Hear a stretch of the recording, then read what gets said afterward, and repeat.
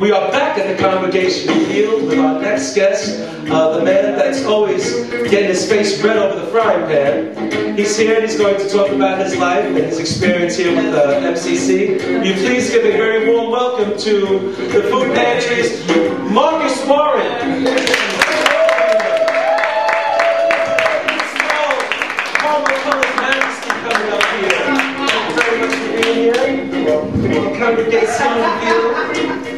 Well, I'm very, very happy to have you here. You've always been an eye-catching person, as far as I'm concerned. Very tall, very handsome, very quiet. Yet you exude kindness and friendship and all kinds of nice qualities. But I have to say that out of all the people that we've had here at the Congregation Revealed, you want to bring your microphone up? Okay. Out of all the people that we've had here at the Congregation Revealed, you've been the least forthcoming. Okay. Now, I respect your privacy, but I am interviewing you. Okay. So I'm going to probably ask you a few more questions than what's on this card. But we'll start with the card first, okay? First of all, I'm curious about your name. On MySpace, you answered me as William. So is that a code name? Actually, my whole full name is William Marcus Warren. Okay. So I have almost 3 first names. So, and the Marcus comes from my father. So I just incorporated it all into one name. I see. Well, I mean, I liked it. I just didn't know when you first answered it. I mean, I got your email from one of the email blasts, and I said this Marcus person must be the Marcus that I'm looking for. Okay. And then all of a sudden, I get something on the MySpace. That's saying William wants to talk about the Congregation Revealed. I go, oh my God, we're reaching the masses now. Everybody knows about this show. I'm so happy. And then I click on it. I said, it's a Marcus. Well, I'm happy as all that and everything. Now I looked at your MySpace page, and he very, very willfully says, listen, I'm in a relationship, so I'm not here for hookups. Have you had a lot of people approach you on MySpace wanting to know more about your person rather than you? Yes. I always tell them that I'm in a relationship. I've always been in long-term relationships. I was in a relationship for 8 years. My partner Jason Wright, he passed about 6 years ago. Oh, I'm sorry, guys. And I've always been comfortable in long-term relationships.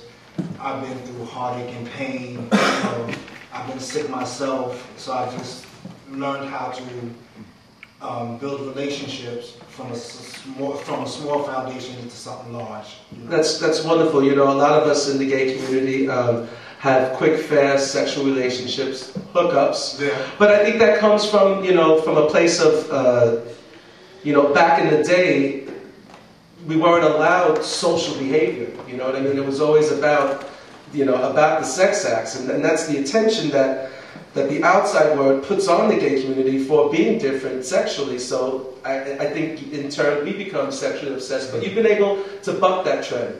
There was something in you, innate, that says, I am more than a sexual being.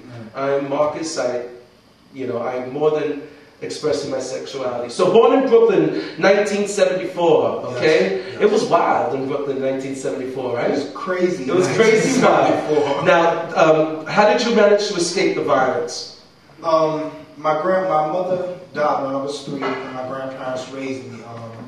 And they always tried to keep me in the house. Not like really keep me in the house, but try to keep me occupied with different readings of like Julius Caesar, Mark Twain, Shakespeare, and a lot of people look at me and they realize that sometimes they see me and I talk about certain things like Sammy Davis Jr., Sam Cooke, and they look at me like I'm crazy, like, what do you know about that?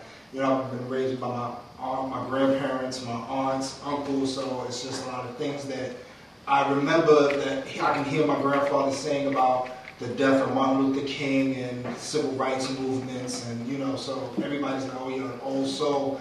I'm just an old soul reborn, so that's what I just tell them. I hear you. Well, I think that women, when they're responsible for raising men, they try to raise princes.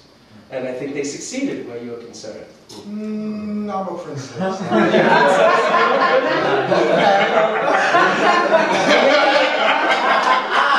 Well, maybe more like a type of princess. I found you on the masculine side of princess, Okay, so your immediate family was your aunts, uncles, cousins, and of course your partner. Now, are you with a?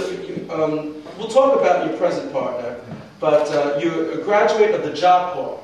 Now, did you go to the Jobcorp in Queens? No, I went to Delaware Valley. Delaware Valley. Yeah, and only actually Callicoon, New York.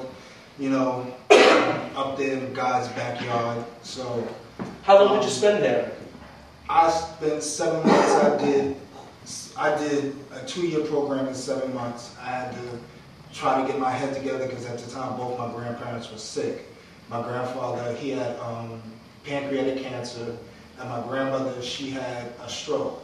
So I was like really trying to then get my studies in and all that, and then 7 months later I graduated with my diploma and my trade, which was clerical occupations. Ooh. Clerical occupations. Clerical or clerical? Clerical. Clerical occupations, okay. I'm a secretary. Okay. Well, then, when did you learn to cook? My grandmother. Your grandmother. Yeah. So all that tasteful cooking that you do for us is of your grandmother's recipes. I'll tell you, 2 weeks ago, you made a chicken pasta salad that knocked my socks off. Thank you. I ate it up. I ate it twice. I noticed it was going back in up here. Yeah, no, you have a feel for the noodle. No. So, Grandma and